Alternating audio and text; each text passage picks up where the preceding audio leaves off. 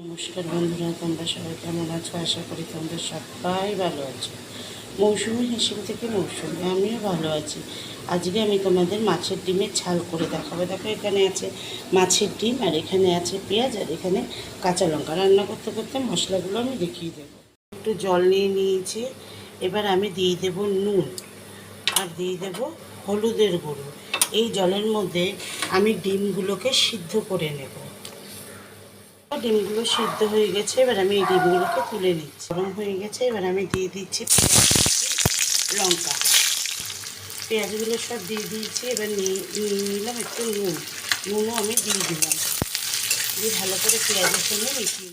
আমি বাটিতে কী কী মশলা নিয়ে নিয়েছি: হলুদের গুঁড়ো, পেঁয়াজ রসুন পেস্ট, স্বাদ মতন চিনি, আর লঙ্কা পেস্ট, আর হচ্ছে কাশ্মীরি রেড চিলি পাউডার। এই মশলাগুলো একটা পেস্ট বানিয়ে, দেখো মশলাগুলো একটা পেস্ট বানিয়ে নিয়েছি।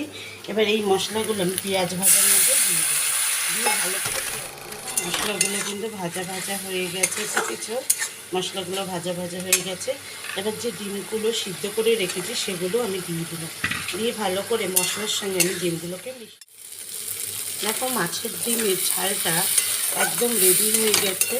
আমি যেভাবে করলাম তোমরাও এইভাবে করো। আর ইউটিউবে যে মৌসুমি হেসেল বলে আমার চ্যানেলটা আছে, সেখানে তোমরা লাইক করবে, কমেন্টস করবে, শেয়ার করবে, আর সাবস্ক্রাইব করবে। আর ফেসবুক পেজে সেখানে তোমরা লাইক করবে, কমেন্টস করবে, শেয়ার করবে। দেখো, রান্নাটা কিন্তু একদম রেডি হয়ে গেছে। আমি গ্যাসটা অফ করে দিচ্ছি, ঠান্ডা হলে পরিবেশন করে নিয়েছি।